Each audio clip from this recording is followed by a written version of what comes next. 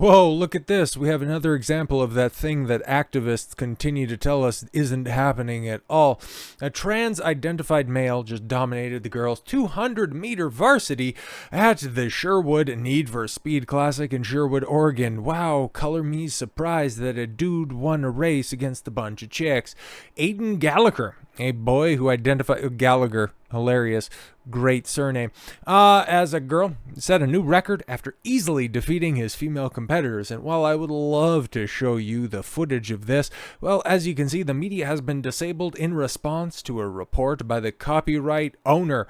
Now, who would have the copyright of a public race? Oh no, just a bunch of activists reporting it. So good job, Twitter, once again being the bastion of free speech that you always were. But the clip of Aayden Gallagher easily defeating his female competitors has been taken down after the Sherwood-based individual reported it to X. Fortunately, libs of TikTok preserved it, and yeah, we could see, and even has a breakdown of it right there. And well, it's a pretty handy victory because, as you can see, kind of, sort of, I don't want my video eventually to get taken down, but you can see a little bit of the race, just rounding the corner, and there's Aayden very stunningly and bravely, completely and totally demolishing the competition. And yeah, new 24 or number 5 world record, 25.4, handily beating by over 2 full seconds the next competitor who also set personal records. So I guess that's good for Samantha and Jordan and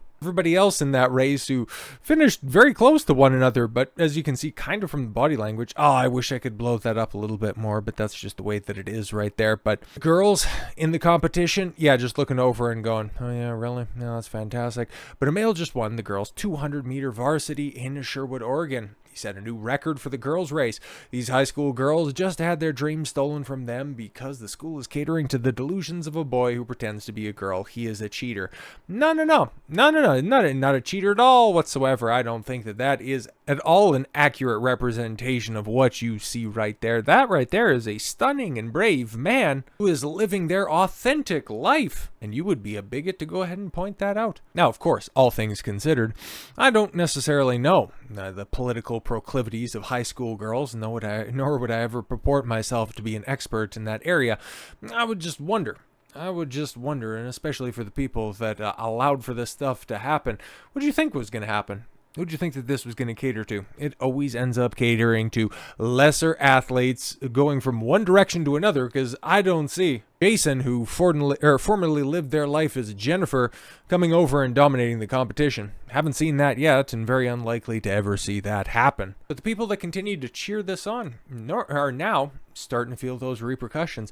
Those moms that are in the stand cheering on their daughters in their athletic endeavors, not telling them, I see on the lineup here, you got somebody who demonstrably doesn't look like they belong in this race. You're not competing, because that would legitimize this farce. That's the only way that you're going to fight back against this, okay? Because, yeah, I can continue to make a joke over the top of this, that, yeah, no, that's a woman. All women are women. Trans women are women. You can go and continue to just chant those same old rejoinders, but it doesn't change the fact that things aren't going to change until people start to make the change. Okay, and it's another example like this from a name that I haven't heard in a long time. You got Riley Dennis. Holy, are we back? Are we back in 2015? What's going on out here? But transgender YouTuber who injured female athletes among 5 males on Australian women's soccer team. There you go, a soccer team. Okay, this is at least probably on the women's side of things. Okay, obviously it's on the women's side of things, but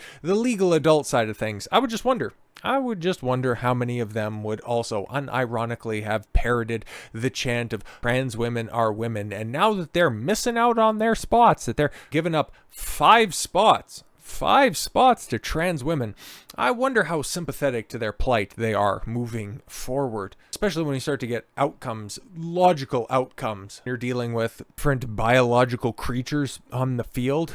Men and women are different, vastly different, especially in the realm of athletics. You're just getting You're just getting the logical conclusions to these delusions. Redux can confirm that trans activist YouTuber is among 5 trans-identified males currently participating on the women's football team in northwest Sydney, Australia. Riley Dennis, who was previously accused of severely injuring women while participating on another women's team, is now playing for the Flying Bats, which has been dominating women's football in the region. Well, yeah, you got 5 ringers on your team. The Flying Bats, a football club, probably because you can make bat wings. What do I mean by that? Well, secured a 4-0 victory against the Macquarie Dragons on March 24th. And of their 5 trans-identified players, the highest goal scorer is a trans activist who injured 2 female players during the last match. The team was awarded a $1,000 prize after winning the Northwest Sydney League preseason Beryl Ackroyd Cup following a season of winning every game they played in the Women's Premier League matches 10-0. So they got mercy ruled because, well, obvious reasons. Redux has now learned that the identities of the 5 trans-identified male athletes, well, you know who else knows the identities of the trans athletes? That'd be the team that allows them to play, and the other women on the pitch, not calling out this farce for exactly what it is. Riley Dennis, born Justin, 31, currently plays for the Flying Bats, but last year was a member of the Inter-Lions team on New South Wales. On May 21st, 2023, during a game between the Inter-Lions and the St. George Football Clubs in the Major Bay Reserve, Dennis launched his smaller female opponent towards a metal fence using an aggressive tackle as the two chased down the ball. Redux was provided footage of the match, which showed the female player laying on her side, unmoving as a transgender player casually walked away. Well, yeah, they got a game to play, bruh. A month prior, Dennis was said to have injured another female player who reportedly had to seek hospital attention as a result of the injury. A letter-writing campaign was launched by Kirley Smith, a spokeswoman for Binary Australia, encouraging concerned individuals to contact Football New South Wales, which reportedly then received over 12,000 submissions.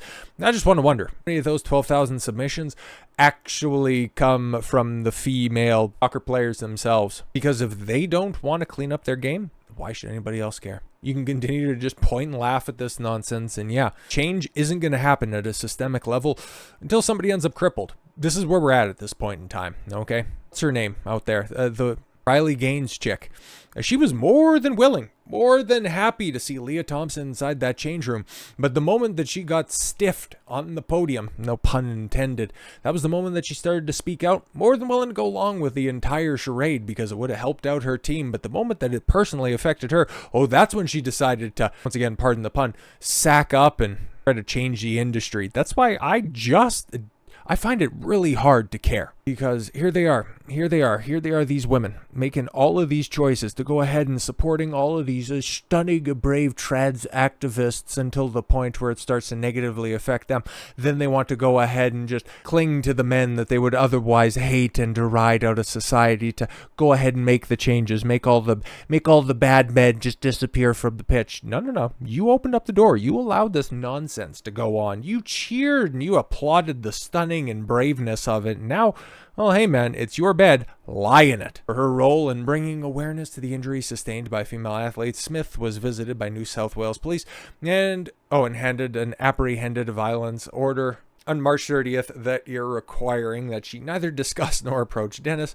The AVO was withdrawn by authorities in September. There you go. There's good old Australia, legitimizing whims and the wishes of the most sensitive, feelings-based individuals. The information seen by Redux that obtained through the application Dribble, interesting, which was created to elevate grassroots football. Currently, Dennis's personal information has been set to Riley, and his profile is the only one out of all of the team members to lack a photo. I wonder why. Similar cover-up occurred last year following the controversy surrounding injuries. Football New South Wales scrubbed Dennis from their website, replacing his name with Interplayer. You can find new names, man. An anonymous source close to the situation explained to Redux that Dennis left the Inter-Lions team following last year's controversy.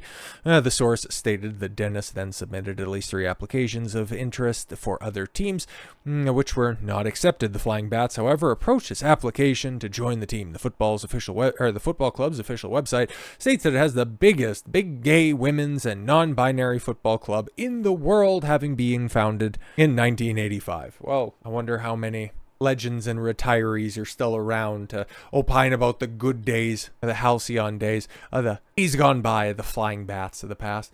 Redux has also been reliably informed the 4 other males playing for the flying bats are don't care about the rest of them, frankly, mostly because there's other teams that continue to play against the flying bats. You know that you're not facing competition that is conducive to fair and equal competition. You just want to continue to whine and complain, get good press about this because, we're here to get attention from outlets that are pro-woman, pro-child safeguarding. You want his attention. You don't want change. That's what this is. If you want to clean up your sport, do it yourself. You have the power, you have the means, you have the abilities. If you're actively doing something about it, if you've been opposed from it or opposed to it from the start, then you have my sympathies. If you're realizing that, oh yes, biology is very much different between the sexes, now that it's personally affecting you, I've got 2 words for you, and neither of which are going to make you feel any better about your current hypocritical situation.